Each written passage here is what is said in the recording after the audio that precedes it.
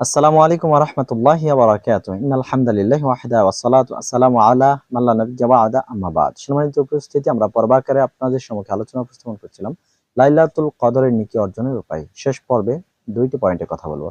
প্রথম পয়েন্ট হচ্ছে, যদি আমরা রাত্রিতে জাগ্রত না হতে পারি, ফজর এবং এশার মাঝখানে সেই আমলটাই সম্পাদন করি, তাহলে আল্লাহ তাআলা রাত্রে ওই আমল করার নেকি দান করবেন।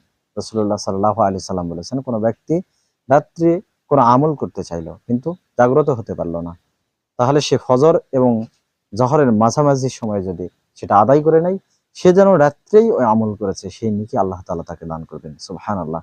দ্বিতীয়, এই যতগুলো পয়েন্ট আমরা আলোচনা করেছি, এই বিষয়গুলো আমরা যদি অন্য কাউকে শিক্ষা দিই আর সেই অনুপাতে সে যদি আমল করে, তাহলে সেই পরিমাণ নেকি আমরা পেয়ে যাব। যেমন রাসূলুল্লাহ সাল্লাল্লাহু আলাইহি সাল্লাম বলেছেন, মান দাল্লা আলা খাইরিন ফালাহু মিসলু আজরি ফাইলিহি। যদি কেউ কাউকে কল্যাণের কথা বলে দেয়, কল্যাণ কাজের কথা বাতলে দেয়, আর সেই অনুপাতে কেউ যদি আমল করে, তাহলে সে যে আজর, সে প্রতিদান পাবে, মিসল অনুরূপ আজর প্রতিদান এই বলে দেওয়ার জন্য সমপরিমাণ পাবে। সুবহানাল্লাহ।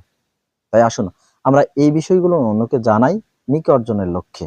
আল্লাহ তাআলা আমাদেরকে লাইলাতুল কদরের নেকি অর্জনের তৌফিক দান করুন। আমিন। ওয়া আখিরু দাওয়ানা আনিল হামদুলিল্লাহি রাব্বিল আলামিন। আসসালামু আলাইকুম ওয়া রাহমাতুল্লাহি ওয়া বারাকাতুহু।